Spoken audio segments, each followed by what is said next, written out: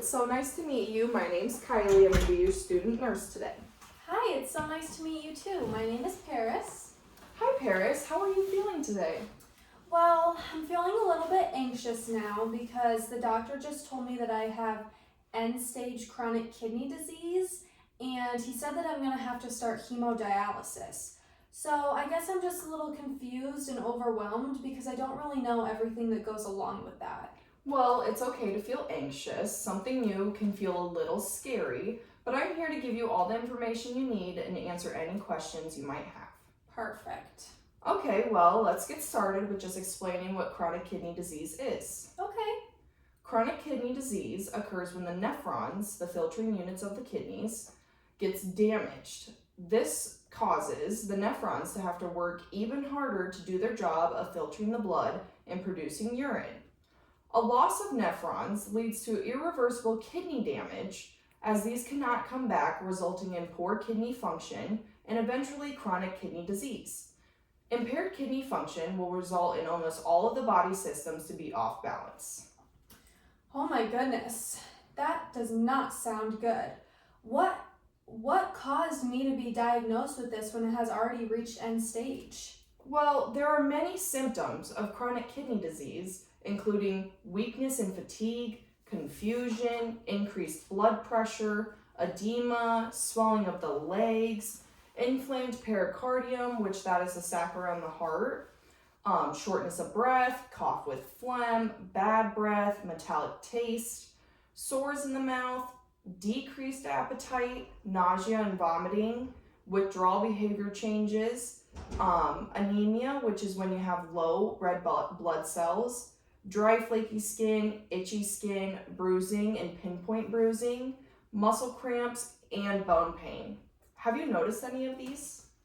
Well, now that you list all of those, I guess I kind of have noticed some, but I thought they were just related to my other diagnosis, and I didn't think they were that big of a deal.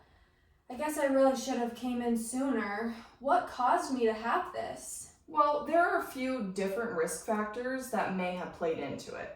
Chronic kidney disease can result from hypertension, diabetes, kidney infection, or glomerular nephritis, which is inflammation in the filtering part of the kidneys.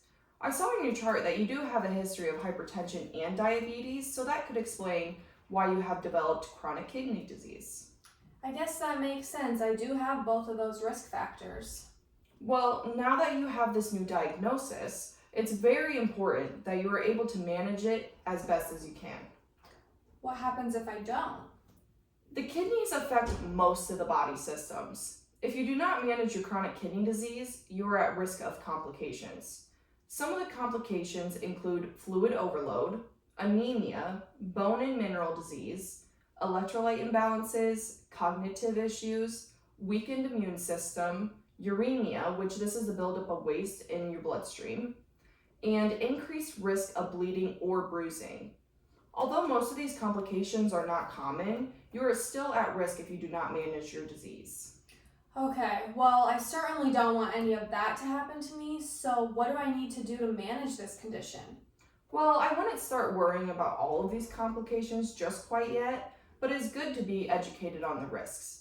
Since you have been diagnosed with end-stage chronic kidney disease, the doctor has ordered you to start hemodialysis.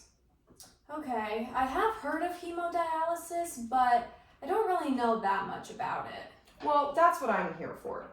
Basically, when the kidneys can no longer function correctly, you will have to undergo dialysis treatments to make up for the lack of function your kidneys do not provide. You will have to go to the hospital or dialysis treatment center 3 days a week for treatment. Before you start dialysis, the doctor will insert a permanent catheter into a large vein in your chest. During your treatments, the catheter will get connected to a tube that leads to a big machine. This machine is going to take your blood and filter through it to get rid of the waste, the extra fluid in your body, and any toxins for you. Then the clean blood will be returned to your body safely. Okay, I think that all sounds good. I have a much better understanding of what dialysis is now, but I guess my only question is, what is a permanent catheter and why do I need one? Well, a permanent catheter is this soft plastic tube that will be placed into your chest. It sticks out of your skin and connects to the dialysis machine. You need this because it is the easiest access to your bloodstream for the hemodialysis to do the work for your kidneys. So you're saying that I'm going to have something sticking out of my chest at all times? I don't want my friends to make fun of me. Well, it will stick out of your chest, but it shouldn't be too noticeable underneath clothes. Just remember, it's there to save you. That is true. Am I going to have to start any new medications now? Well, that is a great question. The doctor will go over that with you and find a medication regimen that's suited specifically for you. I will tell you about a couple just to give you some information, but the doctor will make the overall decision. You will most likely be taking B complex vitamins, which are used for most patients on dialysis. Possibly a diuretic to help get rid of that extra fluid in your body, antihypertensives to lower your blood pressure, ACE inhibitors to increase blood flow and slow kidney damage, ARBs to relax blood vessels and reduce water and salt retention since salt attracts water, or synthetic erythropoietin to produce more red blood cells. There are many more drugs for chronic kidney disease, but I don't want to overwhelm you since we aren't quite sure which ones the doctor will prescribe.